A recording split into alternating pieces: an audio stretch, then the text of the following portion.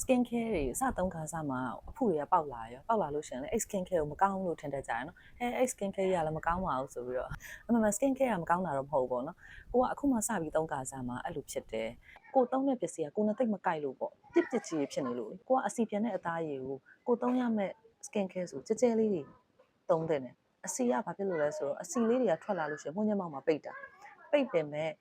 ကိုယ့်ရဲ့အစီနဲ့ကိုဆိုတော့တိတ်မပိတ်နေဘူးပေါ့နော်အပြင်ကကိုကသုံးလိုက်တဲ့ skin care ပစ္စည်းလေးတွေကကြတော့ပို့ပြီးတော့အစီများလို့ရှင်ကြတော့ပိတ်သွားပါတော့ဥပမာ cream type ဆိုရင်အရန်ပိတ်တယ်ointment တွေဆိုရင်ပိတ်တာပေါ့နော်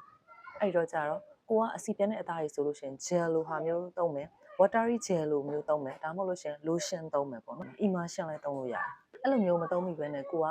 cream type ကိုသုံးမိသွားတယ်ပေါ့နော်အဲ့လိုမျိုးဆိုလို့ရှင်ကိုသုံးတဲ့ဟာကလည်းဆေးပစ်အရင်လည်းပြစ်တယ်အဲ့ဆိုလို့ရှင်မှုညက်ပေါက်တွေပိတ်ပြီးတော့ဝက်ချန်တွေပို့ပြီးတော့ထွက်စေတယ် skin care နဲ့ကိုယ့်ရဲ့ skin type နဲ့မကိုက်တာ